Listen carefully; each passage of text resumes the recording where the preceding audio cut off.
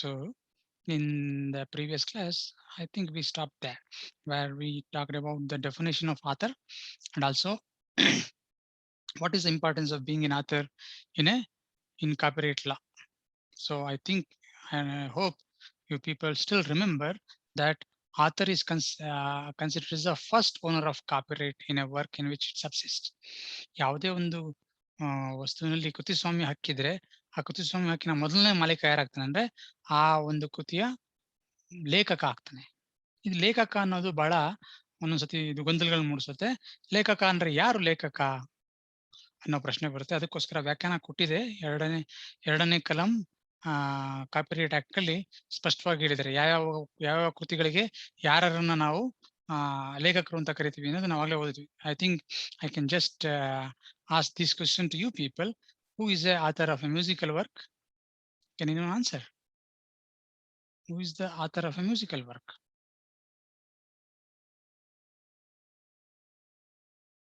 No idea. Who is the author of photograph? ಕೇಳಿಸ್ತಾ ಇದೆಯಾ? Am I audible? Yes sir, yes sir. ಕೇಳಿಸ್ತಿದೆ. ಮತ್ತೆ answer ಗೊತ್ತಿಲ್ಲ. Sir music composer sir, music sir musical sir photography ಯಾರು photo ತೆಗಿತಾರೆ sir ಅದನ್ನ? Yes, exactly. So the person who takes the photograph is called the author, and the composer of the music is considered as the author of the musical work. ಅದೇ ರೀತಿ ನಾವು ನೋಡಿದ್ವಿ ಬೇರೆ ಬೇರೆ ಇದಕ್ಕೆ ಸಿನಿಮಾಟೋಗ್ರಾಫ್ ಫಿಲ್ಮ್ಗೆ producer is the author. Similarly even sound recording ಅಷ್ಟೇ producer is the author. These things we discussed in detail in the previous class. ಇವತ್ತು ಈ ಓನರ್ ಯಾರು ಅಂತ ಗೊತ್ತಾಯ್ತು ನಮ್ಗೆ. ಓನರ್ ಯಾರು? First owner author, first owner ಅಷ್ಟೇ. ಅಂದ್ರೆ ಆಮೇಲೆ ಬೇರೆಯವ್ರು ಓನರ್ ಆಗ್ಬೋದಾ? Definitely subsequently different people, other people can become owners. ಹೆಂಗೆ? If I am the author, I sell it my right to someone else. ನನ್ನ ಹಕ್ಕುಗಳನ್ನ ಬೇರೆಯವ್ರಿಗೆ ಮಾರಾಟ ಮಾಡಿದೆ ಅಥವಾ ನನ್ನ ಉತ್ತರಾಧಿಕಾರಿ ಇನ್ನೊಬ್ಬನಿಗೆ ಬಂತು, they are going to become owners. ಆದ್ರೆ ಫಸ್ಟ್ ಓನರ್ ಯಾರು ಅಂದ್ರೆ ಯಾವುದೇ ಒಂದು ಕೃತಿಸ್ವಾಮ್ಯ ಹಕ್ಕು ಹೊಂದಿರೋ ವಸ್ತುವಿಗೆ ಅದರ ಕಾಪಿರೈಟ್ ನ ಮೊದಲನೇ ಮಾಲೀಕ ಯಾರು? ಅವನು ಅದರ ಲೇಖಕ. ಅದರಿಂದ ಲೇಖಕನ ಒಂದು ಇದೆಯಲ್ಲ, ಆ ಒಂದು ಡೆಫಿನೇಷನ್ ಬಹಳ ಪ್ರಮುಖವಾದ ಆಗುತ್ತೆ. ಯಾಕಂದ್ರೆ ಅವನೇ ಮೊದಲನೇ ಓನರ್ ಆಗಿರ್ತಾನೆ. ಅವನು ಆದ್ಮೇಲೆ ಬೇರೆಯವ್ರಿಗೆ ಹಂಚಬಹುದು ತನ್ನ ಹಕ್ಕುಗಳನ್ನ. ಕನ್ಸಿಡರೇಷನ್ಗೋಸ್ಕರ ಗಿಫ್ಟ್ ಆಗಿ ಏನ್ ಬೇಕಾದ್ರೂ ಮಾಡ್ಬೋದು. Just like A movable property. ನಮ್ಮ ಹಿಂಗೆ ಚರಾಸ್ತಿ ಇದೆಯಲ್ಲ, ಆ ರೀತಿ ಅವನು ಆ ಕಾಪಿರೈಟ್ ನ ಹೆಂಗ್ ಬೇಕಾದ್ರೂ ಉಪಯೋಗಿಸ್ಕೊಬಹುದು. ಆದ್ರೆ ಮೊದಲಿಗೆ ಯಾರು ಓನರ್ ಅಂದ್ರೆ ಆಥರ್. ಆದ್ರೆ ಇದಕ್ಕೆ ಕೆಲವು ಅಪವಾದಗಳಿದಾವೆ, ಅವನು ಡಿಸ್ಕಸ್ ಮಾಡಿದ್ವಿ. I hope it so. ಹೌದಲ್ಲ? ಅದಕ್ಕೆ ಎಕ್ಸೆಪ್ಷನ್ ಇದೆ. ಯಾವಾಗ ಅಂದ್ರೆ a person who is going to do the render the service or is going to create a work in the course of employment. ಇವಾಗ ಸಾಫ್ಟ್ವೇರ್ ನ ಯಾರು ಬರೀತಾನೋ ಅವನೇ ಓನರ್, ವೈಸ್ ಆತರ. ಆದ್ರೆ whenever a software engineer is hired to write software, ಯಾವ್ದೋ ಒಬ್ಬ ಸಾಫ್ಟ್ವೇರ್ ಇಂಜಿನಿಯರ್ ಇರ್ತಾನೆ, ಅವನ್ನ ಒಂದು ಕಂಪ್ನಿ ಹೈರ್ ಮಾಡ್ಕೊಳ್ಳುತ್ತೆ. ಅವ್ನು ಸಂಬಳ ಕೊಟ್ಟರು ಈ ಸಾಫ್ಟ್ವೇರ್ ಬರಿ ಅಂತೆ, ಅದಕ್ಕೆ ಅವ್ನು ಬರೀತಾನೆ. ಅವಾಗ even though he is the person who wrote it, who created the software, he may not be considered as the owner because he is doing it in the course of employment. ಅದೇ ರೀತಿ ಯಾವುದೇ work, music composer ಆಗಿರ್ಬೋದು. Music composer if he composes music under a contract service or contract for service, ಅದ್ರ ಬಗ್ಗೆನೂ ಸಾಕಷ್ಟು discussion ಮಾಡಿದ್ವಿ last class ಅಲ್ಲಿ. Contract of service, contract for service ವ್ಯತ್ಯಾಸ ನಿಮಗೆ ಕಾಂಟ್ರಾಕ್ಟ್ ಅಲ್ಲೂ ಓದಿದಿರಿ ಮತ್ತೆ ಬೇರೆ ಬೇರೆ ಕಾನೂನುಗಳಲ್ಲೂ ಓದಿದಿರಿ. ಯಾವಾಗ ಇಂಡಿಪೆಂಡೆಂಟ್ ಕಾಂಟ್ರಾಕ್ಟರ್ ಇದ್ದು ಅವನು ಒಂದು ಕೃತಿನ ಸೃಷ್ಟಿ ಮಾಡ್ದ ಅಂದ್ರೆ ಅವನದು ಕೋನರ್ ಆಗಿರ್ತಾನೆ. ಅದನ್ನ ಬಳಸೋದಕ್ಕೆ ಇನ್ನೊಬ್ಬ ಯಾರ ಹತ್ರ ಅವ್ನು ಕಾಂಟ್ರಾಕ್ಟ್ ತಗೊಂಡಿರ್ತಾನೋ ಅವ್ನಿಗೆ ಅವಕಾಶ ಮಾಡ್ಕೊಡ್ತಾರೆ. ಆದ್ರೆ ಇನ್ ದ ಕೋರ್ಸ್ ಆಫ್ ಎಂಪ್ಲಾಯ್ಮೆಂಟ್ ಹಂಗೆ ತನ್ನ ಯಾವುದೇ ಕಂಟ್ರೋಲ್ ಇಲ್ಲದೆ ತಾನು ಅವ್ನ ಕೈ ಕೆಲಸ ಮಾಡ್ಕೊಂಡು ನಾನು ಅವ್ನಿಗೆ ಒಂದು ಏನೋ ಬರ್ಕೊಡ್ತೀನಿ ಅಂದ್ರೆ ಅವಾಗ ನಾನು ಓನರ್ ಆಗೋದೇ ಇಲ್ಲ. ಯಾರು ನನ್ನನ್ನು ಕರೆಸಿ ನನ್ನಿಂದ ಕೆಲಸ ಮಾಡಿಸ್ಕೊಂಡಿರ್ತಾನಲ್ಲ ಅವನೇ ಅದರ ಓನರ್ ಆಗ್ತಾನೆ. ಈ ರೀತಿ ಕೆಲವು ಎಕ್ಸೆಪ್ಷನ್ಸ್ ಇದೆ. ಅದನ್ನ ಬಿಟ್ರೆ author is going to be the first owner ಅನ್ನೋದನ್ನ ನಾವು ಲಾಸ್ಟ್ ಕ್ಲಾಸ್ ನಲ್ಲಿ ಬಹಳ ಡೀಟೇಲ್ ಆಗಿ ಡಿಸ್ಕಷನ್ ಮಾಡಿದ್ವಿ. ಇವುಗಳ ಬಗ್ಗೆ ಏನಾದ್ರು ನಿಮ್ಗೆ ಇನ್ನೂ ಡೌಟ್ಸ್ ಇದ್ರೆ ಬೇಕಾದ್ರೆ ಕೇಳಿ, ಅದ್ರ ಬಗ್ಗೆ ಡಿಸ್ಕಷನ್ ಮಾಡಿ ಬೇಕಾದ್ರೆ ಮುಂದಕ್ಕೆ ಹೋಗೋಣ.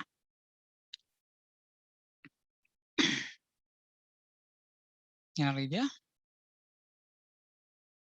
ಡೌಟ್ಸು ಅಥವಾ ಬೇರೆ ಏನಾದ್ರು ಹೇಳ್ಬೇಕಾ? ತುಂಬಾ ಗ್ಯಾಪ್ ಆದ್ಮೇಲೆ ಬಂದಿದೀವಿ.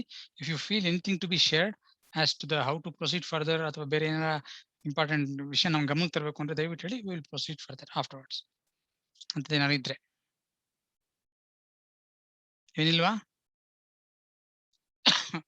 Okay, so then we'll proceed and we'll now discuss about the concept, the nature of rights which are conferred by copyright law. Owner ಯಾರು ಗೊತ್ತಾಯ್ತು? ಕಾಪಿರೈಟ್ ಓನರ್ ಯಾರು? Author is the first owner. ಕೆಲವು exceptions ಇದೆ, ಬೇರೆ ಬೇರೆ owners ಆಗ್ತಾರೆ. ಅದ್ ಬಿಟ್ರೆ ಈ ಒಂದು ಕಾಪಿರೈಟ್ ಹಕ್ಕು ಬರುತ್ತಲ್ಲ, ಆ ಹಕ್ಕಿನ ಸ್ವರೂಪ ಎಂತದ್ದು, ಮತ್ತೆ ಅದರ ಯಾವ್ಯಾವ ಹಕ್ಕುಗಳು ಬರ್ತವೆ, ಮತ್ತೆ ಕಾಪಿರೈಟ್ ನ ಆಕ್ಚುಲಿ ಏನನ್ನ ರಕ್ಷಣೆ ಮಾಡುತ್ತೆ ಕಾಪಿರೈಟ್, ಏನನ್ನ ರಕ್ಷಣೆ ಮಾಡೋದಿಲ್ಲ ಕಾಪಿರೈಟ್, ಮತ್ತೆ ಲೇಖಕನ ವಿಶೇಷ ಹಕ್ಕುಗಳೇನು, ಅವುಗಳನ್ನೆಲ್ಲ ಈ ಕ್ಲಾಸ್ ನಲ್ಲಿ ತಿಳ್ಕೊಳ್ಳೋಕೆ ಪ್ರಯತ್ನ ಪಡೋಣ. ಓಕೆ, ಸೊ ಸ್ಕ್ರೀನ್ ಶೇರ್ ಮಾಡ್ತೀನಿ ಈಗ. Yes, so rights conferred by copyright.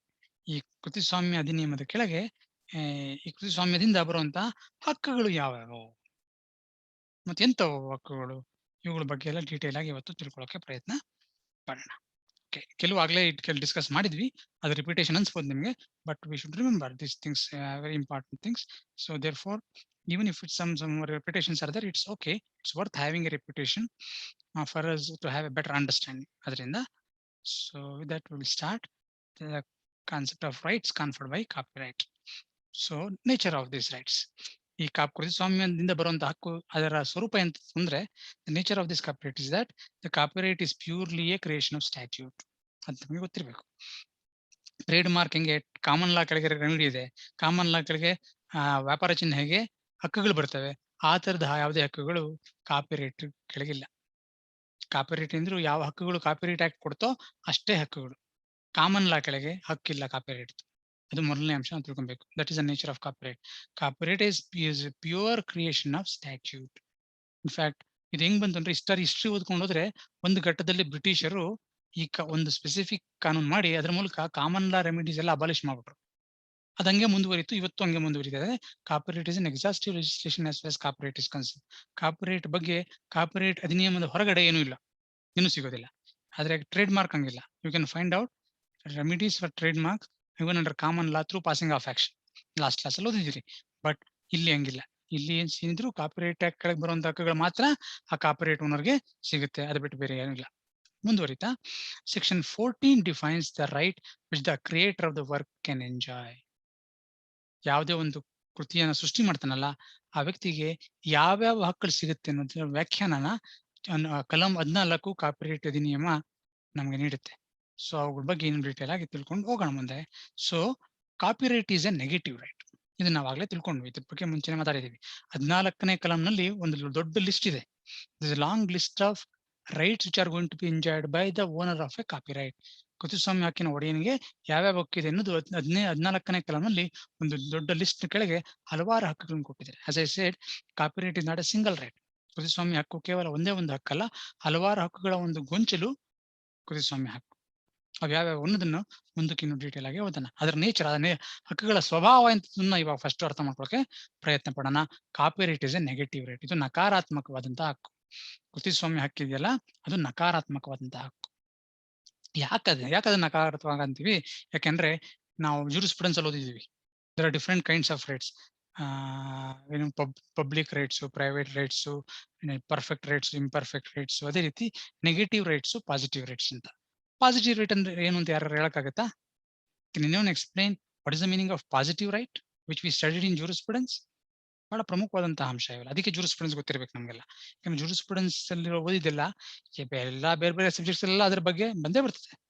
therefore we say that there is a mother ಇದ್ದಂಗೆ ಎಲ್ಲಾ ಕಾನೂನುಗಳಿಗೂ, ಎಲ್ಲಾ ಕಾನೂನು ಸಬ್ಜೆಕ್ಟ್ಸ್ ಇದಾವಲ್ಲ, ಅದ್ರ that's mother place is jurisprudence.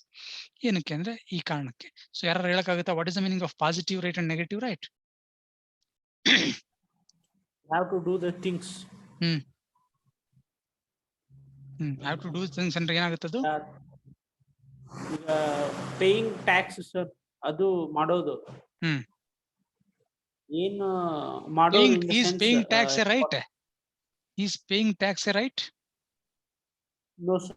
Then ಅಂದ್ರೆ doing, if the person is not doing that, then that is positive. Okay. Right. Negative ಅಂದ್ರೆ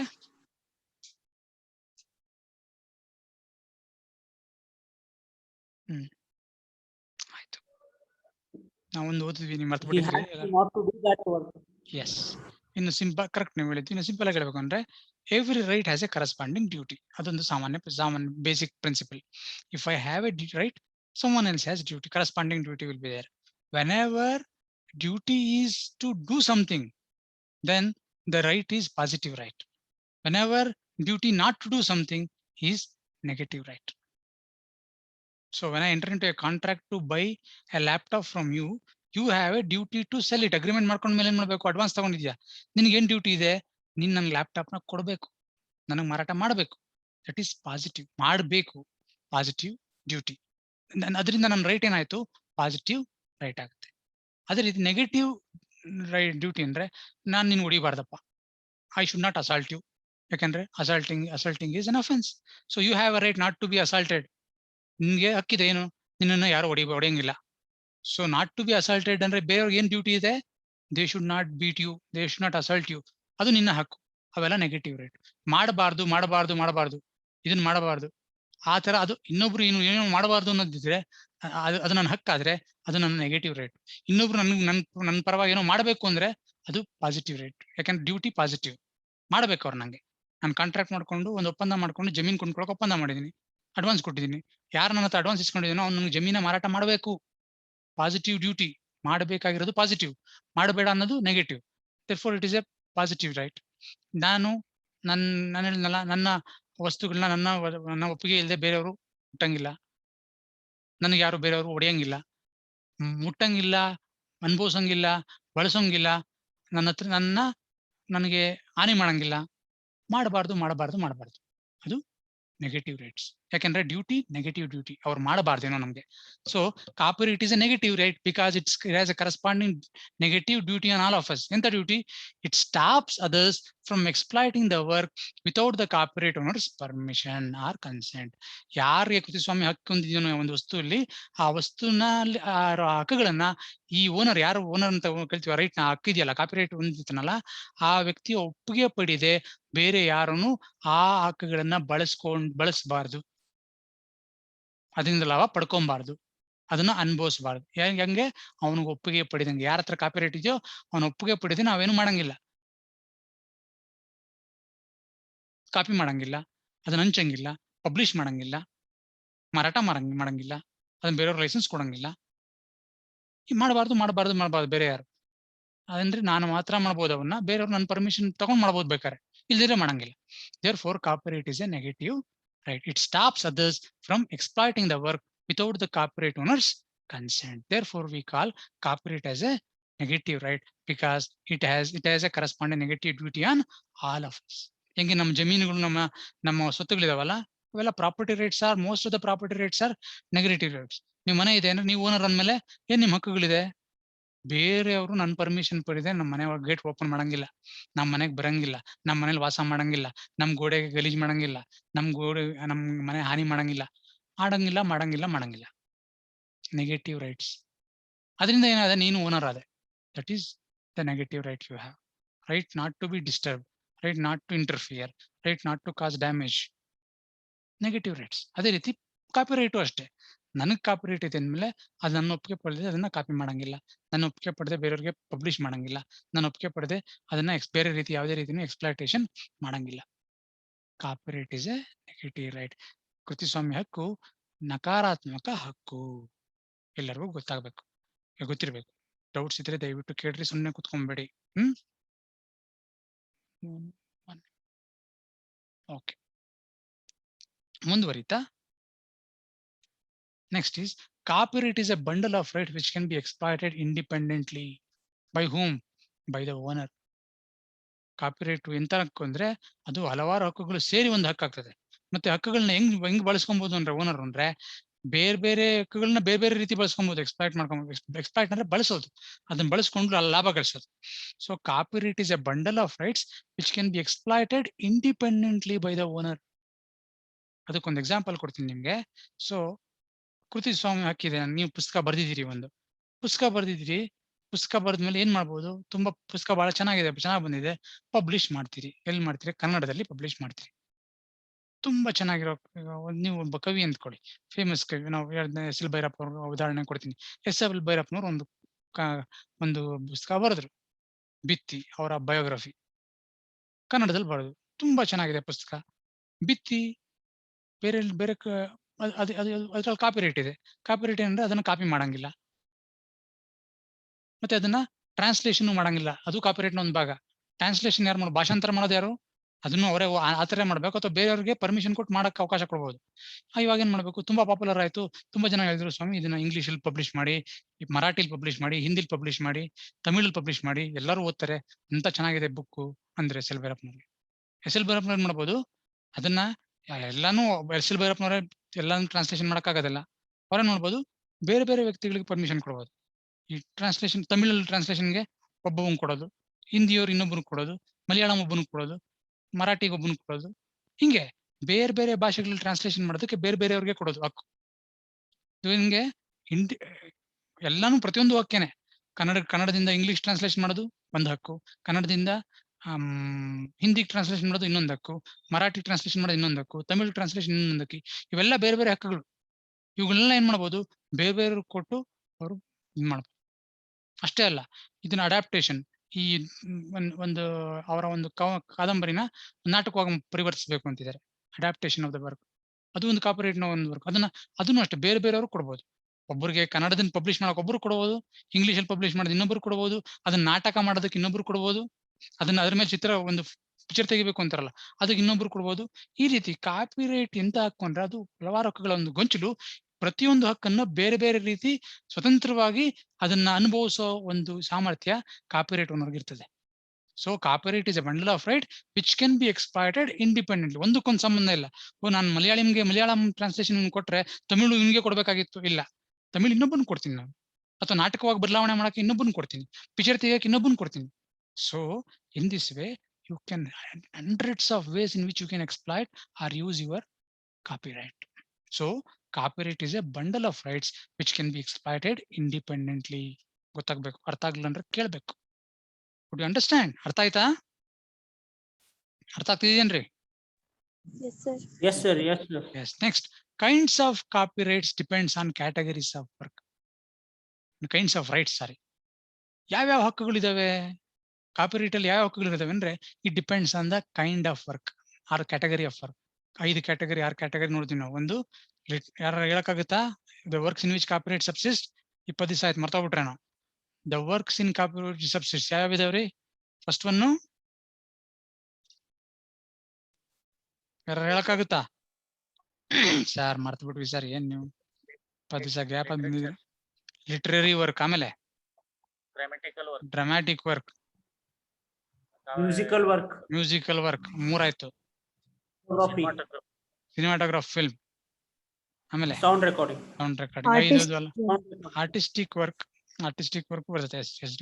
literary, dramatic, artistic work, musical work, cinematograph, film and sound recording. 6 ಆಯ್ತು. Correct. Artistic work ಬಿಟ್ಟಿದ್ವಿ ನಾವು.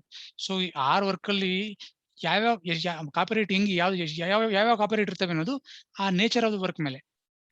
Literary ವರ್ಗೆ ಒಂದಷ್ಟು ಬೇರೆ ರೀತಿ copyrights ಇದೆ, ಸಿನಿಮಾಟೋಗ್ರಾಫ್ ಫಿಲ್ಮ್ಗೆ ಬೇರೆ ರೀತಿ ಕಾಪಿರೈಟ್ಸ್ ಇದೆ, ಸೌಂಡ್ ರೆಕಾರ್ಡಿಂಗ್ಗೆ ಬೇರೆ ರೀತಿ ಕಾಪಿರೈಟ್ಸ್ ಇದೆ, ಮ್ಯೂಸಿಕಲ್ ವರ್ಗೆ ಬೇರೆ ರೀತಿ ಕಾಪಿರೈಟ್ಸ್ ಇದೆ. ಸೊ ಕಾಪಿರೈಟ್ಸ್ ಯಾವಿದಾವೆ, ಆ ಹಕ್ಕುಗಳು ಯಾವಿದಾವೆ ಅನ್ನೋದು ಆಯಾ ಕೃತಿಯ ಯಾವ ಒಂದು ಗುಂಪಿಗೆ ಆ ಕೃತಿ ಸೇರಿದೆ.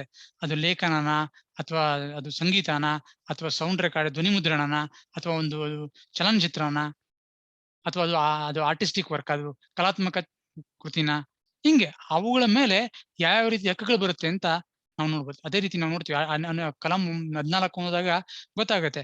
ಲಿಟರರಿ ಕಾಪಿರೈಟ್ ಇನ್ ಲಿಟರರಿ ವರ್ಕ್ ಒಂದಷ್ಟು ಬರ್ತವೆ. ಯಾಕೆ? ಅದು that is category is literary work. ಆ ಲಿಟರರಿ ವರ್ಕ್ಗೆ ಹಲವಾರು ಕಾಪಿರೈಟ್ಸ್ ಇದೆ. ಸಿನಿಮಾಟೋಗ್ರಾಫ್ ಫಿಲ್ಮ್ಗೆ ಇನ್ನೊಂದಷ್ಟು ಕಾಪಿರೈಟ್ಸ್ ಇದಾವೆ ಬೇರೆ ಬೇರೆ. ಹಂಗೆ ಆರ್ಟಿಸ್ಟಿಕ್ ವರ್ಕ್ಗೆ ಬೇರೆ ರೀತಿ ಕಾಪಿರೈಟ್ಸ್, ಮ್ಯೂಸಿಕಲ್ ವರ್ಕ್ಗೆ ಬೇರೆ ರೀತಿ copyrights. So kinds of right depends on categories of work. ಅದು ಗೊತ್ತಿರಬೇಕು ನಮ್ಗೆ. ಮುಂದುವರಿತಾ, so these rights are only economic rights. ಇದು ಫಸ್ಟ್ ತಿಳ್ಕೊಬೇಕು. ಎಲ್ಲಪ್ಪ ಏನೋ ಡೌಟ್ ಇದೆಯೇನ್ರಿ? ಎಲ್ಲಪ್ಪ, ಎಕ್ಸ್ಪ್ಲಾಯ್ಟೇಷನ್ ಅಂದ್ರೆ ಶೋಷಿಸೋದು, ಶೋಷಣೆ ಮಾಡೋದು. ಶೋಷಣೆ ಹೆಂಗ್ ಮಾಡ್ತೀರಿ? ಶೋಷಣೆ ಅಂದ್ರೆ ಹಿಂಸೆ ಕೊಡೋದಲ್ಲ. ಶೋಷಣೆ ಮಾಡಂದ್ರೆ ಬಳಸೋದು. ಎಕ್ಸ್ಪ್ಲಾಯ್ಟೇಷನ್ ಆಫ್ ವರ್ಕ್ ಅಂದ್ರೆ ಏನು? ನೀನ್ ಬುಕ್ ನ ತುಂಬಾ ಎಕ್ಸ್ಪ್ಲಾಯ್ಟೇಷನ್ ಮಾಡಿದ್ಯಪ್ಪ ಅಂದ್ರೆ ಬುಕ್ ನ ತುಂಬಾ ಚೆನ್ನಾಗಿ ಓದಿದ್ಯಾ. ನಿಮ್ ಪ್ರಾಪರ್ಟಿ ನಿಮ್ ಪ್ರಾಪರ್ಟಿ ಚೆನ್ನಾಗಿ ಎಕ್ಸ್ಪ್ಲಾಯ್ಟ್ ಮಾಡಿದ್ಯಾ, ಅದನ್ನ ಒಳ್ಳೆ ಜಾಗದಲ್ಲಿ ಇದೆ, ಚೆನ್ನಾಗಿ ಎಕ್ಸ್ಪ್ಲಾಯ್ಟ್ ಮಾಡಿ ಚೆನ್ನಾಗಿ ಬಳಸಿದ್ಯಾ. ಯಾವ್ದೋ ಒಂದು ಅಂಗಡಿ, ಯಾವ್ದೋ ಒಂದು ಸಣ್ಣ ಸೈಟ್ ಇದೆ ಅನ್ಕೊಳಪ್ಪ ನಿಂದು, ಎಲ್ಲಿ 30-40 ಸೈಟ್, ಎಲ್ಲಿ ಒಂದು ಪ್ರೈಮ್ ಲೊಕ್ಯಾಲಿಟಿ ಇದೆ. ಏನ್ ಮಾಡಿದೀನಿ ನೀನು? ಒಂದು ಸುಮ್ಮನೆ ಮನೆ ಕಟ್ಟಿದ್ರೆ, ಒಂದ್ ಮನೆ ಕಟ್ಟಿದ್ರೆ ಬಾಡಿಗೆ ಬಂದಿರೋದು, 10,000. ಅದ್ ಬಿಟ್ಟು ನೀನೇನ್ ಮಾಡಿದೆ 3-4 ಬಿಲ್ಡಿಂಗ್ ಕಟ್ದೆ, ಎಲ್ಲ ಬರೀ ಕಾಲೇಜ್ ರೂಮ್ಗಳು ಮಾಡಿದೆ, ಅಟ್ಯಾಚ್ ಬಾತ್ರೂಮ್. ಕಾಲೇಜ್ ದೊಡ್ಡ ಕಾಲೇಜ್ ಪಕ್ಕದಲ್ಲಿದೆ. ಯಾವಾಗೂ ಸದಾ ಸ್ಟೂಡೆಂಟ್ಸ್ ಬರೋದು, 1 ವರ್ಷ ಇರೋರು, 2 ವರ್ಷ ಇರೋರು, 3 ವರ್ಷ ಇರೋರು ಬಿಟ್ಟು ಹೋಗೋರು. ಮ್ಯಾಕ್ಸಿಮಮ್ ದುಡ್ಡು ಬರೋದು ನಿಂಗೆ. ಅವಾಗ ಏನಾಯ್ತು, ನಿನ್ನ ಆಸ್ತಿನ ಹೆಂಗ್ ಬೆಳೆಸ್ಕೊಂಡೆ, ಮ್ಯಾಕ್ಸಿಮಮ್ ಗರಿಷ್ಠ ಮಟ್ಟಕ್ಕೆ ಬಳಸ್ಕೊಂಡೆ. ಏನಾಯ್ತು, ಬರೀ ಒಂದ್ ಮನೆ ಕಟ್ಟಿದ್ರೆ ಏನಾಗಿರೋದು, 10,000 ಬಾಡಿಗೆ ಬರೋದು. ರೂಮ್ 15 ರೂಮ್ ಕಟ್ಟಿದ್ಯಾ, ಪ್ರತಿ ರೂಮ್ 1,000 2,000 ಬಾಡಿಗೆ ಕೊಡ್ತಾರೆ. 2,000 ಬಾಡಿಗೆ ಅಂದ್ರೆ 15 30,000. 10,000 ಇಲ್ಲಿ 30,000 ಇಲ್ಲಿ. ಅಂದ್ರೆ ನಿನ್ ಪ್ರಾಪರ್ಟಿ ಹೆಂಗ್ ಬಳಸಿದ್ಯಾ, ತುಂಬಾ ಚೆನ್ನಾಗಿ ಬಳಸಿದ್ಯಾ. ಎಕ್ಸ್ಪ್ಲಾಯ್ಟೆಡ್ ದ ಪ್ರಾಪರ್ಟಿ ಅಂತ. ಇಲ್ಲಿ ಶೋಷಣೆ ಮಾಡೋದಲ್ಲ, ತುಂಬಾ ಚೆನ್ನಾಗಿ ಬಳಸಿದ್ಯಾ ಅಂತ ಎಕ್ಸ್ಪ್ಲಾಯ್ಟೇಷನ್. ಅರ್ಥ ಆಯ್ತೇನಪ್ಪ ಎಲ್ಲಪ್ಪ? Yes yes. So nature of rights ಮುಂದುವರಿತಾ ಅದನ್ನ ಅರ್ಥ ಮಾಡ್ಕೊಂತ, these rights are only economic rights. ಇದು ಗೊತ್ತಿರಬೇಕು. ಕಾಪಿ ರೈಟ್ ಏನಕ್ಕೆ ಸಂಬಂಧಪಟ್ಟಿದ್ದು ಅಂದ್ರೆ ಆರ್ಥಿಕ ಹಕ್ಕದು. ಅಂದ್ರೆ ಅದರಿಂದ ಏನ್ ಲಾಭ ಮಾಡ್ಬೋದು ನಾವು. ನಾನ್ ಪುಸ್ತಕ ಬರ್ದಿದ್ದೀನಿ, ಕಾಪಿ ರೈಟ್ ಬಂತು ಅಂದ್ರೆ ಕಾಪಿ ರೈಟ್ ಏನ್ ಸಂಬಂಧಪಟ್ಟಂತೆ, ನಾನ್ ಪುಸ್ತಕ ಬರೆದಿರೋದ್ರಿಂದ ನನ್ಗೆ ಏನ್ ಗೈನ್ ಮಾಡ್ತೀನಿ, ನಾನು ಏನನ್ನ ಪಡ್ಕೊಂತೀನಿ ಆರ್ಥಿಕವಾಗಿ ನಾನು ಎಷ್ಟು ಸವಲತ್ತುಗಳನ್ನ ಪಡ್ಕೊಬಹುದು, ಬೆನಿಫಿಟ್ಸ್ ನ ಪಡ್ಕೊಬಹುದು. ಆ ಹಕ್ಕುಗಳಿಗೆ ಮಾತ್ರ ಸಂಬಂಧಪಟ್ಟಿದ್ದು ಕಾಪಿ ರೈಟ್. ಅದನ್ನ ಬಿಟ್ಟು ಬೇರೆ ಏನ್ರ ಬಗ್ಗೆನೂ ಕಾಪಿ ರೈಟ್ಗೂ ಸಂಬಂಧ ಇಲ್ಲ. ನಾನು ಚೆನ್ನಾಗ್ ಬರ್ದಿದೆ, ತುಂಬಾ ಚೆನ್ನಾಗೈತೆ, ಅದನ್ನ ಚೇಂಜ್ ಮಾಡಬಾರ್ದು, ಅದು ಇದು ಎಲ್ಲ ಇಲ್ಲಿ ಬರಲ್ಲ. It is not part of copyright. So copyright is only economic right. ಅದರಿಂದ ಆರ್ಥಿಕ ಲಾಭಗಳು ಏನೇನು ಬರುತ್ತೆ ಅದಕ್ಕೆ ಸಂಬಂಧಪಟ್ಟಂತೆ ಇರುವಂತದ್ದು ಕಾಪಿರೈಟ್. ಕಾಪಿ ಮಾಡಿದ್ರೆ ಏನಾಗುತ್ತೆ, ಪ್ರತಿಗಳು ಸೃಷ್ಟಿ ಆಗ್ತವೆ. ಪ್ರತಿಗಳು ಮಾರಾಟ ಮಾಡೋದು ದುಡ್ಡು ಬರ್ತದೆ. ಅಥವಾ ಅದನ್ನ ಪಬ್ಲಿಕೇಶನ್ ಮಾಡ್ತೀನಿ, ಎಲ್ಲೋ ಒಂದ್ ಕಡೆ ಪ್ರದರ್ಶನ ಮಾಡೋಕೆ ಅವಕಾಶ ಮಾಡ್ಕೊಡ ನಾಟಕನ, ಅದನ್ನ ದುಡ್ಡು ಬರುತ್ತೆ, ಅದು ಕಾಪಿರೈಟ್. ಅಥವಾ ಇನ್ನೊಬ್ಬರಿಗೆ ಅದನ್ನ ಟ್ರಾನ್ಸ್ಲೇಷನ್ ಮಾಡಕ್ಕೆ ಅವಕಾಶ ಮಾಡ್ಕೊಡು. ಟ್ರಾನ್ಸ್ಲೇಷನ್ ಏನಕ್ಕೆ ಮಾಡ್ತಾನೆ, ಟ್ರಾನ್ಸ್ಲೇಷನ್ ಮಾಡಿ ಅಲ್ಲಿಂದ ಮಾಡ್ತಾನೆ ಪುಸ್ತಕಗಳನ್ನ, ಅಲ್ಲಿಂದ economic benefit. So copyright is only concern with economic rights. These rights R, ನಾವು ಚೀನಾದ ಕಲಂ 14ರಲ್ಲಿ ಆ ಲಿಸ್ಟ್ ಇದೆಯಲ್ಲ, ಮುಂದಕ್ಕೆ ಓದ್ತೀವಿ. ಆ ಎಲ್ಲಾ ಹಕ್ಕುಗಳು ಆರ್ಥಿಕ ಹಕ್ಕುಗಳು. ಅಂದ್ರೆ ದುಡ್ಡು, ಅದರಿಂದ ಕಾಪಿರೈಟ್ ನಿಂದ ದುಡ್ಡು ಹೆಂಗ್ ಮಾಡೋದು, ದುಡ್ಡು ಆರ್ಥಿಕ ಸವಲತ್ತುಗಳನ್ನ ಹೆಂಗ್ ಪಡ್ಕೊಳ್ಳೋದು, ಅದಕ್ಕೆ ಸಂಬಂಧಪಟ್ಟಂತೆ ಇರುವಂತವೇ ಹಕ್ಕುಗಳು. ಅದನ್ನ ಬಿಟ್ಟು ಬೇರೆ ಏನು ಇಲ್ಲ. That's one important thing which all of us must know. ಮುಂದುವರಿತಾ, they mainly deal with the exploitation of the work which bring economic benefit to the author of the copyright or the owner of the copyright. ಈ copyright act ಬರುವಂತ ಹಕ್ಕುಗಳು ಅವು ಏನಕ್ಕೆ ಸಂಬಂಧಪಟ್ಟಿದ್ದು ಅಂದ್ರೆ they are mainly deal with exploitation ಹೇಳಿದ್ನಲ್ಲ ಈಗ, ಬಳಸೋದು ಆಫ್ ದ ವರ್ಕ್. ನಿನ್ನ ಕೃತಿನ ಬಳಸ್ತೀಯ ನೀನು, ಮತ್ತೆ ಅದರಿಂದ ಏನಾಗುತ್ತೆ, ನಿನ್ ಬಳಕೆಯಿಂದ ಏನಾಗುತ್ತೆ, ವಿಚ್ ಬ್ರಿಂಗ್ಸ್ ಎಕನಾಮಿಕ್ ಬೆನಿಫಿಟ್, ಆರ್ಥಿಕ ಲಾಭ ನಿಮ್ಗೆ ತಂದು ಕೊಡುತ್ತೆ. ಯಾರಿಗೆ? ಟು ದ ಆಥರ್, ಲೇಖಕನಿಗೆ. ಲೇಖಕ ಹಕ್ಕುಗಳನ್ನ ಬೇರೆಯವ್ರಿಗೆ ಕೊಟ್ಟಿದ್ರೆ ಯಾರದ ಓನರ್ ಆಗಿರ್ತಾನೋ ಅವನಿಗೆ ಯಾವ ರೀತಿ ಆರ್ಥಿಕ ಬೆನಿಫಿಟ್ಸ್ ಅಂದ್ರೆ ಲಾಭನ ತಂದು ಕೊಡುತ್ತೆ ಆ ಕೃತಿ, ಅದಕ್ಕೆ ಸಂಬಂಧಪಟ್ಟಂತೆ ಮಾತ್ರ ಕಾಪಿರೈಟ್ ಇದೆ. Copyright is only concerned with the economic benefits which are going to be derived by the author or the owner of the copyright from the work in which copyright subsists. ಅರ್ಥ ಆಗ್ತಿದೆಯಲ್ಲ? That's one more important thing. ಮುಂದುವರಿತಾ, nature of copyright of a purchaser of a work, ಅದು ಅಲ್ಲಿ ಓದಿದ್ವಿ ನಾವಾಗಲೇ, then we can skip that. So this is with respect to nature of copyrights. ಇವುಗಳ ಬಗ್ಗೆ ಏನಾದ್ರು doubts ಇದ್ರೆ ದಯವಿಟ್ಟು ಕೇಳಿ, otherwise we will go to the next important topic. ಅರ್ಥ ಆಯ್ತಾ ಇಷ್ಟೊತ್ತು ಮಾತಾಡಿದ್ದು? ಯಾವ್ದಪ್ಪ ಇದು ಬೇಡ ಅಂತ ಹೇಳಿ, ಯಾಕಂದ್ರೆ ಇದನ್ನ ಆಗಲೇ ಡಿಸ್ಕಸ್ ಮಾಡಿದೀವಿ. ನೇಚರ್ ಆಫ್ ಪರ್ಚೇಸ್ ಇದನ್ನ ಬಿಟ್ಟು ನಿನ್ನ ಮುಂದಕ್ಕ ಇನ್ನು ಹಿಂದೆ ಇದು ಹೇಳಿ. They mainly deal with exploitation. ಈ ಕಾಪಿರೈಟ್ ಹಕ್ಕುಗಳಿದಾವಲ್ಲ, ಅವು ಏನ್ರ ಬಗ್ಗೆ ಡಿಸ್ಕಸ್ ಮಾಡ್ತಾ, ಏನ್ರ ಬಗ್ಗೆ ಇದೆ ಅಂದ್ರೆ ಹಕ್ಕುಗಳು ಅಂದ್ರೆ ಎಕ್ಸ್ಪ್ಲಾಯ್ಟೇಷನ್ ಆಫ್ ವರ್ಕ್, ಅಂದ್ರೆ ಆ ಕೃತಿಗಳನ್ನ ಬಳಸೋದು ಹಿಂಗೆ, ವಿಚ್ ಬ್ರಿಂಗ್ಸ್ ಎಕನಾಮಿಕ್ ಬೆನಿಫಿಟ್. ಅದ್ರ ಬಳಕೆಯಿಂದ ಏನಾಗುತ್ತೆ, ಯಾರು ಬಳಸ್ತಾನೋ ಆ ವ್ಯಕ್ತಿಗೆ ಆರ್ಥಿಕ ಲಾಭಗಳು ಬರ್ತದೆ. ಎಕನಾಮಿಕ್ ಬೆನಿಫಿಟ್ಸ್ ಅದು ಬ್ರಿಂಗ್ಸ್ ಅಂದ್ರೆ ತರ್ತದು, ಬ್ರಿಂಗ್ಸ್ ಎಕನಾಮಿಕ್ ಬೆನಿಫಿಟ್, ಆರ್ಥಿಕ ಲಾಭನ ತಂದ್ಕೊಡುತ್ತೆ. ಯಾರಿಗೆ? Author of the copyright. ಅದಕ್ಕೆ ಸಂಬಂಧಪಟ್ಟಂತೆ ಮಾತ್ರ ಕಾಪಿರೈಟ್ ಹಕ್ಕುಗಳಿದಾವೆ. ಕೃತಿಸ್ವಾಮ್ಯ ಹಕ್ಕುಗಳು ಬೇರೆಗಳ ಬಗ್ಗೆ ಇಲ್ಲ. ನಿನ್ಗೆ ಎಷ್ಟು ಅದರಿಂದ ಆರ್ಥಿಕ ಲಾಭ ಆಗುತ್ತೆ ಅದನ್ನ ಬಳಸೋದ್ರಿಂದ, ಎಕ್ಸ್ಪ್ಲಾಯ್ಟೇಷನ್ ಅಂದ್ರೆ ಬಳಸೋದ್ರಿಂದ ಆರ್ಥಿಕ ಲಾಭ ಎಷ್ಟಾಗುತ್ತೆ ಅದ್ರ ಬಗ್ಗೆನೆ ಎಲ್ಲಾ ಕಾಪಿರೈಟ್ ನಲ್ಲಿ ಬರೋ ಹಕ್ಕುಗಳು ಮಾತಾಡ್ತವೆ. ಅರ್ಥ ಆಗ್ತಿದೇನ್ರಿ? ಅರ್ಥ ಆಗ್ತಿದ್ಯಾ ಹೇಳ್ರಿ? ಓಕೆ. ಸೊ ಇದು ನಾವಾಗಲೇ ಓದಿದೀವಿ. Nature of copyright of purchaser of work in which copyright subsist. ನಾನು ಕಾಪಿರೈಟ್ ಇರೋ ವಸ್ತುನ ಕೊಂಡ್ಕೊಂಡ್ರೆ ನನಗೆ ಆ ವಸ್ತು ಸಿಗುತ್ತೆ ಅಷ್ಟೇ ಹೊರತು ಅದರಲ್ಲಿರೋ ಕಾಪಿರೈಟ್ ಸಿಗೋದಿಲ್ಲ. I am the owner of A book. ಯಾವ್ದೋ ಒಂದು ಒಳ್ಳೆ ಬುಕ್ ನ ಕೊಂಡ್ಕೊಂಡೆ ಅನ್ಕೊಂಡ್ರೆ, ಇವಾಗ ಎಸ್ ಎಲ್ ಭೈರಪ್ಪನವರ ಪುಸ್ತಕ ಕೊಂಡ್ಕೊಂಡೆ ನಾನು. ಎಸ್ ಎಲ್ ಭೈರಪ್ಪನವರ ಪುಸ್ತಕ 500 ರೂಪಾಯಿ ಕೊಟ್ಟು ನಾನು ಕೊಂಡ್ಕೊಂಡ್ಬಿಟ್ರೆ, ಕೊಂಡ್ಕೊಂಡ್ ಮಾತ್ರಕ್ಕೆ ಆ ಪುಸ್ತಕದ ಕಾಪಿರೈಟ್ ನಮಗೆ ಸಿಗಲ್ಲ. ಕಾಪಿರೈಟ್ ಭೈರಪ್ಪನವರ ಹತ್ರನೇ ಇರ್ತದೆ ಅಥವಾ ಪಬ್ಲಿಷರ್ ಹತ್ರ ಇರ್ತದೆ. ನನಗೆ ಆ ಪುಸ್ತಕನ ಓದ್ಬೋದು ಅಷ್ಟೇ. ಆ ಪುಸ್ತಕನ ಪ್ರಿಂಟ್ ಹಾಕಂಗಿಲ್ಲ, ಆ ಪುಸ್ತಕನ ಕಾಪಿ ಮಾಡಂಗಿಲ್ಲ, ಆ ಪುಸ್ತಕನ ಸಾಫ್ಟ್ ಕಾಪಿ ಆಗಿ ಸ್ಕ್ಯಾನ್ ಮಾಡ್ಬಿಟ್ಟು ಪಬ್ಲಿಷ್ ಮಾಡಂಗಿಲ್ಲ. ಮಾಡಿದ್ರೆ ನಮ್ಮನ್ನು ಒಳಗಾಗ್ತಾರೆ, ಯಾಕಂದ್ರೆ it is violation of copyright. ಗೊತ್ತಾಗ್ತಿದೆಯಲ್ಲ? So that is the nature of right of a purchaser of a work in which copyright subsist. Copyright ಇರೋ ವಸ್ತು ನಾನು ಕೊಂಡ್ಕೊಂಡ್ರೆ ನನಗೆ ಕಾಪಿರೈಟ್ ಕೊಂಡ್ಕೊಂತಿಲ್ಲ, ನಾನು ಬರೀ ಆ ವಸ್ತುನ ಕೊಂಡ್ಕೊಂತಿದ್ದೀನಿ. ಅದರ ಕಾಪಿರೈಟು ಯಾವ ಓನರ್ ಹತ್ರನೇ ಇರುತ್ತೆ. ಅರ್ಥ ಆಗ್ತಿದೆಯಲ್ಲ? ಅರ್ಥ ಆಯ್ತೇನ್ರಿ? Okay okay. ಇವಾಗ ಇನ್ನೊಂದು ಟಾಪಿಕ್ ಇದೆ, ಬಹಳಷ್ಟು ಸರ್ತಿ ಇದನ್ನ ನಿಮ್ ಎಕ್ಸಾಮ್ಸ್ ಅಲ್ಲಿ ಕೇಳ್ತಾರೆ, ಶಾರ್ಟ್ ನೋಟ್ಸ್ ಗೆ ಅಥವಾ 10 ಮಾರ್ಕ್ಸ್ ಗೆ ಪ್ರಶ್ನೆ ಕೇಳ್ತಾರೆ. That is moral rights of authors. Owners ಬಗ್ಗೆ ಮಾತಾಡಿದ್ವಿ, owners rights. Authors first owner ಆಥರಿಂದ ಅವನ ಹಕ್ಕುಗಳ ಬಗ್ಗೆ ಮಾತಾಡಿದ್ವಿ. ಅದು ಅವನ ಎಕನಾಮಿಕ್ ರೈಟ್ಸ್ ಇಷ್ಟೊತ್ತು ಮಾತಾಡಿದ್ವಿ. ಕಾಪಿರೈಟ್ ಕೆಳಗೆ ಬರುವಂತ ಆರ್ಥಿಕ ಹಕ್ಕುಗಳ ಬಗ್ಗೆ ಮಾತಾಡಿದ್ವಿ. ಅದು ಯಾವುವು ಅಂತ ಇನ್ನೂ ನಾವು ಡಿಸ್ಕಸ್ ಮಾಡಿಲ್ಲ, ಮುಂದಕ್ಕೆ ಮಾಡೋಣ ಅದ್ರ ಬಗ್ಗೆ. ಅದಕ್ಕೆ ಮುಂಚೆ ಕೆಲವು ನೈತಿಕ ಹಕ್ಕುಗಳು, ಲೇಖಕನ ನೈತಿಕ ಹಕ್ಕುಗಳ ಬಗ್ಗೆ ನಮ್ಗೆ ಗೊತ್ತಿರಬೇಕು. Many times they ask this question, explain the moral rights of author's. ಕೃತಿಸ್ವಾಮ್ಯ ಹಕ್ಕಿನಲ್ಲಿ ಅದರ ಲೇಖಕನಿಗಿರುವಂತಹ ನೈತಿಕ ಹಕ್ಕುಗಳು ಯಾವುವು ಅಂತ. ನೈತಿಕ ಹಕ್ಕುಗಳು ಅಂದ ತಕ್ಷಣ ಗೊತ್ತಾಗುತ್ತೆ ಮುಂದೆ ಇದನ್ನ ಕಾನೂನಲ್ಲಿ ರಕ್ಷಣೆ ಮಾಡಿರಲ್ಲ ಅಂತ. ಆದ್ರೆ ಈಗೇನಿಲ್ಲ, ಈಗ ಹಂಗಿಲ್ಲ. ಈ ನೈತಿಕ ಹಕ್ಕುಗಳಿಗೂ ಕೂಡ ಕಾನೂನಾತ್ಮಕವಾಗಿ ಕಾನೂನಲ್ಲಿ ಮನ್ನಣೆ ಕೊಟ್ಟಿದ್ದಾರೆ. ಈಗ ಮುಂಚೆ ಕಾಮನ್ ಲಾ ಕೆಳಗೆ ರೆಮಿಡೀಸ್ ಇತ್ತು ಮಾರಲ್ ರೈಟ್ಸ್ಗೆ, ಈಗ ಹಂಗಿಲ್ಲ. ಕಾನೂನಲ್ಲೇನೆ ಅದಕ್ಕೆ ಅಧಿನಿಯಮದ ಕೆಳಗೆ, ಕೃತಿಸ್ವಾಮ್ಯ ಅಧಿನಿಯಮದ ಕೆಳಗೆ ರಕ್ಷಣೆ ಇದೆ. ನೈತಿಕ ಹಕ್ಕುಗಳ ರಕ್ಷಣೆ ಯಾರ್ದು? ಆಥರ್ದು. ಅವೇನು ಅನ್ನೋದನ್ನ ಇನ್ನು ಮುಂದಕ್ಕೆ ಡಿಸ್ಕಸ್ ಮಾಡೋಣ. So these rights var independent of economic rights provided under section 14.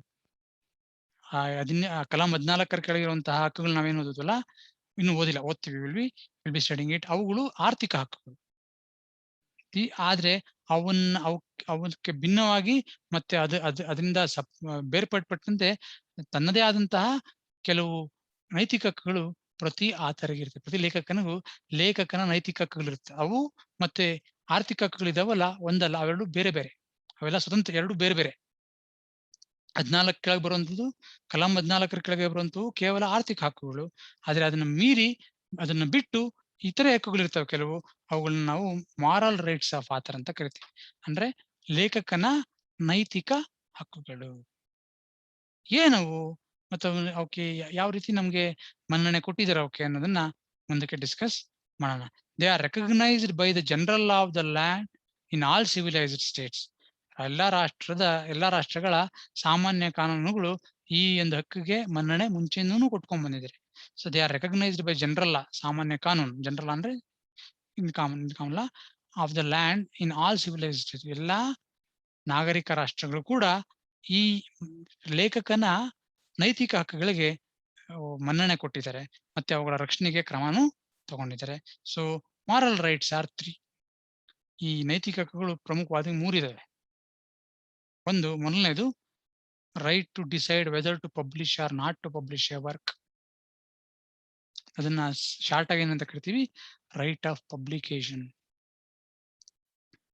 ಇದು ಯಾರಿಗ್ ಬಿಟ್ಟಿದ್ದ ಹಕ್ಕು ಅಂದ್ರೆ, ಅದು ಯಾವಾಗ್ಲೂ ಅಷ್ಟೇ ಲೇಖಕನ ಬಿಟ್ಟಿತ್ತು. ಲೇಖಕ ಒಂದು ಪುಸ್ತಕ ಬರ್ದ, ಲೇಖಕ ಒಂದು ಚಿತ್ರ ಬರ್ದ, ಲೇಖಕ ಒಂದು ಸೌಂಡ್ ರೆಕಾರ್ಡಿಂಗ್ ಮಾಡ್ದ, ಲೇಖಕ ಒಂದು ಮ್ಯೂಸಿಕ್ ಕಂಪೋಸಿಷನ್ ಮಾಡ್ದ, ಲೇಖಕ ಒಂದು ಸಿನಿಮಾಟೋಗ್ರಫಿ, ಒಂದು ಚಲನಚಿತ್ರನ ತೆಗೆದ ಮೇಲೆ, ಅಥವಾ ಚಿತ್ರ ಬರೆದ ಮೇಲೆ, ಪುಸ್ತಕ ಬರೆದ ಮೇಲೆ, ನಾಟಕ ಬರೆದ ಮೇಲೆ ಅದನ್ನ ಪಬ್ಲಿಷ್ ಮಾಡ್ಬೇಕೋ ಬೇಡವೋ, ಅದನ್ನ ಪ್ರಕಟಣೆ ಮಾಡ್ಬೇಕೋ ಬೇಡವಾ ಅಂತ ತೀರ್ಮಾನ ಮಾಡೋದು ಯಾರು? ಲೇಖಕ. ಅದು ಲೇಖಕನಿಗೆ ಬಿಟ್ಟಿದ್ದು. If you wants he can publish or he can keep it unpublished. ನೀನ್ ಪಬ್ಲಿಷ್ ಮಾಡ್ಲೇಬೇಕು ಅಂತ ಬೇರೆ ಯಾರು ಹೇಳಂಗಿಲ್ಲ, ಅಥವಾ ಅವನ ಒಪ್ಪಿಗೆ ಪಡೆದೆ ಬೇರೆಯವರು ಪಬ್ಲಿಷ್ ಮಾಡಂಗಿಲ್ಲ. ನಾನು ಬರ್ದಿದ್ದೀನಿ, ತುಂಬಾ ಚೆನ್ನಾಗಿ ಬಂದಿತ್ತು ಪುಸ್ತಕ, ಆದ್ರೆ ನಂಗೆ ಯಾಕೋ ಪಬ್ಲಿಷ್ ಮಾಡಕ್ ಇಷ್ಟ ಇಲ್ಲ, I don't want it to be publish, ಹಂಗೆ ಇಟ್ಕೊಂತೀನಿ ಅಂದ್ರೆ others cannot compel him, or others cannot, without his consent they cannot publish. ಗೊತ್ತಾಗ್ತಿಲ್ಲ? That is the first and the most important moral right of an author. ನಾನ್ ಲೇಖಕ ಅಂದ್ಮೇಲೆ, ನಾನು ಅದನ್ನ ಬರೆದ ಮೇಲೆ, ಚೆನ್ನಾಗಿರ್ಲಿ ಚೆನ್ನಾಗಿಲ್ದೇ ಇರ್ಲಿ, ಅದನ್ನ ನಾನು ಪ್ರಕಟಣೆ ಮಾಡ್ಬೇಕೋ ಬೇಡವೋ ಅನ್ನೋದು ನನಗ್ ಸೇರ್ಬಿಟ್ಟಿದ್ದ ವಿಷಯ. ಬೇರೆ ಯಾರು ನನಗೆ ಕಂಪೆಲ್ ಮಾಡಂಗಿಲ್ಲ, ಅಥವಾ ನನ್ನ ಒಪ್ಪಿಗೆ ಇಲ್ಲದೆ ಬೇರೆಯವರು ನಾನು ಪಬ್ಲಿಷ್ ಮಾಡಬೇಡ ಅನ್ಕೊಂಡ್ರು ಬೇರೆಯವರು ಅದನ್ನ ಪಬ್ಲಿಷು ಮಾಡಂಗಿಲ್ಲ. ಅದು ಜನರಲ್ ನಿಯಮ. It is important. The first moral right to decide whether to publish or not to publish a work. It is the moral right of an author. First that is right of publication. ಅರ್ಥ ಆಗ್ತಿದ್ಯೇನ್ರಿ? ಮುಂದುವರಿತಾ second one, right to claim the authorship of a published work. We call it as right of paternity. ನಾನು ಲೇಖಕ, ನಾನ್ ಬರ್ತಿರೋದು, ಬೇರೆ ಯಾರನ್ನು ಬರೆದು ಅವನ ಹೆಸರು ಹಾಕೊಂಡ, then I can ask him not to do so. I can go to court and stop him from claiming authorship of a work of which he is not the author and I am the author. Yes, I can do so. It's an important right. ನಾನು ಪುಸ್ತಕ ಬರ್ದಿದ್ದೀನಿ, ತುಂಬಾ ಕಷ್ಟಪಟ್ಟು ಪುಸ್ತಕ ಬರ್ದಿದ್ದೀನಿ, ಬರ್ದಿಕೊಂಡಿದ್ದೆ, publish ಮಾಡಿರಲಿಲ್ಲ. ಯಾರೋ ಏನ್ ಮಾಡ್ದ, ನನ್ನ ಆ ಕಾಪಿ ಎಲ್ಲೋ ಸಿಕ್ತು ಅವನಿಗೆ. ಅವನೇನ್ ಮಾಡ್ದ, ಅದ್ರಲ್ಲಿ ನನ್ನ ಹೆಸರನ್ನ ಹೊಡೆದಾಕಿ ಅವನ ಹೆಸರು ಬರೆದು ಪಬ್ಲಿಷ್ ಮಾಡ್ದ. Then he is not the author. ಅವನೇ ಲೇಖಕ, ಅವನ ಲೇಖಕ ಅಲ್ಲ, ನಾನ್ ಲೇಖಕ. ನನ್ನ ಬಿಟ್ಟು ನಾನ್ ಲೇಖಕ ಅಂತ ಕ್ಲೇಮ್ ಮಾಡ್ತಾ ಇದ್ದಾನೆ. That is not permissible. I can prevent him from claiming authorship if is not the author and I am the true author. ನಾನೇ ನಿಜವಾದ ಲೇಖಕ ಆಗಿದ್ರೆ I can prevent others from claiming authorship. ನಾನು ಕಾಪಿ ರೈಟ್ ಬೇಕಾದ್ರೆ ಮಾರಾಟ ಮಾಡ್ಬಿಡ್ಬೋದು. ಇವಾಗ ನಾನು ಹೇಳಿದ ಎಕ್ಸಾಂಪಲ್, ಎಸ್ ಎಲ್ ಭೈರಪ್ಪನವರು ಬಿತ್ತಿನ ಪುಸ್ತಕನ ಯಾರಿಗೋ ಕೊಟ್ರು, ಬೇರೆಯವ್ರಿಗೆ ಪಬ್ಲಿಷ್ ಮಾಡಕ್ ಬೇರೆಯವ್ರು ಕೊಟ್ರು. ಹುಬ್ಳಿಲಿ ಪಬ್ಲಿಷ್ ಆಗುತ್ತೆ. ಹುಬ್ಳಿ ಪ್ರಿಂಟಿಂಗ್ ಪ್ರೆಸ್ ಇದೆ, ಹೆಸರು ಮಾಡ್ತಾ ನಂಗೆ ಅದ್ರ ಪ್ರಿಂಟಿಂಗ್ ಪ್ರೆಸ್. ಅಲ್ಲಿಂದಾನೇ ಎಸ್ ಎಲ್ ಭೈರಪ್ಪನವ್ರ ಎಲ್ಲಾ ಪುಸ್ತಕಗಳು ಪಬ್ಲಿಷ್ ಆಗೋದು ಹುಬ್ಳಿಲ್ಲ. ಸೊ ಅವ್ರು ಪಬ್ಲಿಷ್ ಮಾಡಕ್ ಕಾಪಿ ರೈಟ್ ಅವ್ನು ಕೊಟ್ಟಿದೀವಿ. ಆದ್ರೆ ಅವನು ಸರಿ, ನೀವು ಭೈರಪ್ಪ ನಿಮ್ಮ ಹತ್ರ ನಾವು ಕಾಪಿ ರೈಟ್ ತಗೊಂಡ್ಬಿಟ್ಟಿದ್ದೀನಿ, ನಾವು ನಿಮ್ಮ ಹೆಸರು ಹೊಡೆದಾಕ್ಬಿಟ್ಟು ಇನ್ನೊಬ್ಬ ಯಾರ್ದೋ ಬರ್ತೀನಿ, ಅವ್ನ ಆತರ ಅಂತ ಬರೆದು ಪಬ್ಲಿಷ್ ಮಾಡ್ತೀನಿ ಅಂದ್ರೆ ಎಸ್ ಎಲ್ ಭೈರಪ್ಪನವ್ರು ಹೇಳ್ಬೋದು, ಅವೆಲ್ಲ ಆಗಲ್ಲ. You can publish the book and you have to mention I am the author. ನಾನೇ ಆತರ ಅಂತ ಬರ್ಬೇಕಂದ್ರೆ ನಾನ್ ಬರ್ತಿರೋದು. So it is right of paternity ಅಂತ ಕರಿತೀವಿ ಇಂಗ್ಲಿಷ್ ನಲ್ಲಿ. Right to claim authorship of the published work. ಬೇರೆಯವ್ರು ನನ್ನ ಪುಸ್ತಕನ ಬೇರೆಯವರು ತಂದು ಅಂತ ಹೇಳಿ ಪಬ್ಲಿಷ್ ಮಾಡಕ್ಕೆ ಅಥವಾ ಆಥರ್ಶಿಪ್ ಕ್ಲೇಮ್ ಮಾಡಕ್ಕೆ ಅವಕಾಶ ಕೊಡಬಾರ್ದು. ನಾನು ತಡಿಬಹುದು ಅದನ್ನ. ಇಟ್ ಈಸ್ ಅ ನೈತಿಕ ಹಕ್ಕು, ಯಾರ್ದು? ಲೇಖಕನದು. Paternity right, moral right to claim authorship of published work. ಅರ್ಥ ಆಗ್ತಿದೇನ್ರಿ? ಅರ್ಥ ಆಗ್ತಿದೆಯಲ್ಲ? ಮೂರನೇದು, right to prevent alteration or and other actions that may damage the author's honour or reputation. ನೀವು ನೋಡ್ತೀರ ಕೆಲವು ಸರ್ತಿ ತುಂಬಾ ಒಳ್ಳೆ ಕಾದಂಬರಿಗಳಿರ್ತವೆ, ಅವುಗಳನ್ನ ಕೆಟ್ಟದಾಗಿ ಪಿಕ್ಚರ್ ತೆಗಿತಾರೆ. ಅಥವಾ ಯಾವುದೋ ಒಂದು ಒಳ್ಳೆ ಕನ್ನಡದ ಭಾಷೆಯಲ್ಲಿ ಒಂದು ಒಳ್ಳೆ ಪುಸ್ತಕ ಬರೆದಿದ್ದಾರೆ, ಅದನ್ನ ಟ್ರಾನ್ಸ್ಲೇಷನ್ ಮಾಡ್ಬೇಕಾದ್ರೆ ಅಲ್ಲಿ ಇವ್ರು ಹಿಡಿಯೋದನ್ನೆಲ್ಲ ಬಿಟ್ಟು ಬೇರೆ ಬೇರೆ ಏನೇನೋ ಸೇರಿಸ್ಬಿಟ್ಟು ಆ ಒಂದು ಪುಸ್ತಕದ ಒಂದು ಕ್ವಾಲಿಟಿ ಆಗ್ಲಿ ಮತ್ತೆ ಅದರ ಒಂದು ಕಂಟೆಂಟ್ ನ ಫುಲ್ ಡಿಸ್ಟ್ರಾಯ್ ಮಾಡ್ತಾರೆ. ಅವಾಗ ಅದನ್ನ ತಡಿಬಹುದು. I can stop. Let me give an example. ಈ H.M. Sirvai has published, ನಿಮ್ಗೆ ಕೇಳಿರ್ಬೇಕು, H.M. Sirvai is the author of famous book The Critical Commentary on Constitution of India. Publish ಮಾಡಿದ್ಮೇಲೆ and it is considered as the masterpiece, the classical book on Indian Constitution. ಇವತ್ತು ಕೂಡ ತುಂಬಾ ಜನ ಅದನ್ನ ನೋಡ್ಬಿಟ್ಟು ಎಷ್ಟೊಂದು ಸಂವಿಧಾನದ ಕ್ಲಿಷ್ಟಕರವಾದಂತಹ ಪ್ರಶ್ನೆಗಳ ಉತ್ತರವನ್ನು ಕಂಡಿಡ್ಕೊಂತಾರೆ. ಆದ್ರೆ ಇವರು ಸಿರ್ವಾಯ್ ಒಂದು ವಿಲ್ ಬರೆದ್ಬಿಟ್ರು, ಏನಂದ್ರೆ ನಾನ್ ಸತ್ತ ಮೇಲೆ ಈ ಬುಕ್ ನ ಮತ್ತೆ ಎಡಿಷನ್ ಮಾಡಿ ಬೇರೆ ಬೇರೆಯವರಿಂದ ಎಲ್ಲ ಸೇರಿಸಿ ಇದನ್ನ ಪಬ್ಲಿಷ್ ಮಾಡಂಗಿಲ್ಲ. ನಾನ್ ಪಬ್ಲಿಷ್ ಮಾಡಿದ್ನಲ್ಲ ಅದು ಹಂಗೆ ಇರ್ಬೇಕು, ಹಂಗೆ ಪಬ್ಲಿಷ್ ಮಾಡ್ರಿ, ಬೇಕಾದ್ರೆ ಓದ್ಲಿ ಇಲ್ದಿರ್ ಬಿಡ್ಲಿ ಜನ. ಆದ್ರೆ ಅದನ್ನ ಆಲ್ಟ್ರೇಷನ್ ಮಾಡಿ ಮತ್ತೆ ಬೇರೆ ಬೇರೆ ಅಂಶಗಳನ್ನ ಸೇರಿಸಿ ಹೊಸದಾಗಿ ಇನ್ನೊಬ್ಬ ಎಡಿಟರ್ನ ಹಾಕ್ಬಿಟ್ಟು ಪಬ್ಲಿಷ್ ಮಾಡೋದಕ್ಕೆ ಅವಕಾಶ ಕೊಡ್ಬೇಡ್ರಿ ಅಂತ ವಿಲ್ ಬರ್ತಿದ್ರು ಸಿರ್ವಾಯ್ ಅವರು. ಸೊ ಅವ್ರು ಏನ್ ಮಾಡಿದ್ರು ಅದೇ ಲಾಸ್ಟ್. ನಮ್ಗೆ ರೀಸೆಂಟ್ ಎಡಿಷನ್ ಯಾವ್ದು ಸಿಗೋದಿಲ್ಲ ಯಾರ್ದು ಸಿರ್ವಾಯ್ ಅವರ ಬುಕ್. ಯಾಕಂದ್ರೆ ಅವರೇ ಹೇಳಿದ್ರು ಇದನ್ನ ಆಲ್ಟ್ರೇಷನ್ ಮಾಡಿ ಅಥವಾ ಬೇರೆ ಬೇರೆ ಅಂಶಗಳನ್ನ ಒರಿಜಿನಾಲಿಟಿನ ಹಾಳು ಮಾಡಿ ಇದೇ ಬುಕ್ ನ ಪಬ್ಲಿಷ್ ಮಾಡಬಾರ್ದು. So right to prevent alteration and other form actions that make damage author's honor or reputation. ಅವ್ರಿಗೆ ಅನ್ಸ್ಬೋದು ಇಷ್ಟು ಚೆನ್ನಾಗಿರೋ ಪುಸ್ತಕನ ಬೇರೆಯವರೆಲ್ಲ ಅಡಿಷನ್ ಮಾಡ್ಕೊಟ್ರೆ ಒರಿಜಿನಾಲಿಟಿನೇ ಇರಲ್ಲ, ಹಾಳಾಗೋಗ್ಬಿಡ್ತದೆ ಅದ್ರ ಕ್ವಾಲಿಟಿ, ಅದನ್ನ ನನ್ನ ರೆಪ್ಯುಟೇಷನ್ ಹಾಳಾಗುತ್ತೆ. I can stop them from doing so. ಅದನ್ನ ರೈಟ್ ಆಫ್ ಇಂಟಿಗ್ರಿಟಿ ಅಂತಾರೆ. these are the three important kinds of moral rights of author. ನೈತಿಕ ಹಕ್ಕುಗಳು ಯಾರ್ದು? ಲೇಖಕ ಅಂತ. ಮೊದಲನೇದು ರೈಟ್ ಟು ಪಬ್ಲಿಕೇಶನ್, ಪಬ್ಲಿಷ್ ಮಾಡ್ಬೋದಾ ಬೇಡವಾ ಅವ್ನು ಡಿಸೈಡ್ ಮಾಡ್ತಾನೆ. ಎರಡನೇದು ರೈಟ್ ಆಫ್ ಪೆಟರ್ನಿಟಿ, ನಾನು ಪಬ್ಲಿಷ್ ಮಾಡಿ ನನ್ನ ಪುಸ್ತಕನ ನನ್ನ ಹೆಸರಲ್ಲೇ ಪಬ್ಲಿಷ್ ಮಾಡ್ಬೇಕು ಹೊರತು ಬೇರೆಯವರು ಆತರ ಅಂತ ಹೇಳಿ ಪಬ್ಲಿಷ್ ಮಾಡಂಗಿಲ್ಲ. Right of paternity. Then right of integrity, ನಾನು ಪುಸ್ತಕ ಹೆಂಗ್ ಬರ್ದಿದ್ದೀನೋ ಹಂಗೆ ಪಬ್ಲಿಷ್ ಮಾಡ್ಬೇಕು ಹೊರತು ಅದ್ರಲ್ಲಿ ಬದಲಾವಣೆ ತಿರ್ಚಿಬಿಟ್ಟು ಬೇಕಿಲ್ಲದನ್ನ ಸೇರಿಸಿ ಬೇಕಿರೋದನ್ನ ತೆಗೆದು ಅದು ತನಗ್ ಬೇಕಾದಂಗೆಲ್ಲ ಅದನ್ನ ಬಳಸೋಂಗಿಲ್ಲ. ನಾನು ಹೆಂಗ್ ಬರ್ದಿದ್ದೀನೋ ಹಂಗ್ ಪಬ್ಲಿಷ್ ಮಾಡ್ಬೇಕು. That is right of integrity. ಇವಕ್ಕೂ ಆರ್ಥಿಕ ಹಕ್ಕುಗಳಿಗೂ ಸಂಬಂಧ ಇಲ್ಲ. ಇವು ಅವನ ನೈತಿಕ ಹಕ್ಕುಗಳು. ಯಾರ್ದು? ಆತರದ್ದು. ಇವುಗಳ ರಕ್ಷಣೆ ಎಲ್ಲಾ ರಾಷ್ಟ್ರಗಳ ಕಾನೂನುಗಳು ನೀಡ್ತವೆ. So these are considered as the moral rights of author. ಇವ್ರ ಬಗ್ಗೆ ಇನ್ನೂ ಹೆಚ್ಚು ಡಿಸ್ಕಷನ್ ನೆಕ್ಸ್ಟ್ ಕ್ಲಾಸ್ ಮಾಡೋಣ. ಇವಾಗ ಆಲ್ಮೋಸ್ಟ್ ಟೈಮ್ ಮುಗಿತಾ ಇದೆ. If you have any doubts please you can ask. Doubts ಇದೆ ಏನಾರ?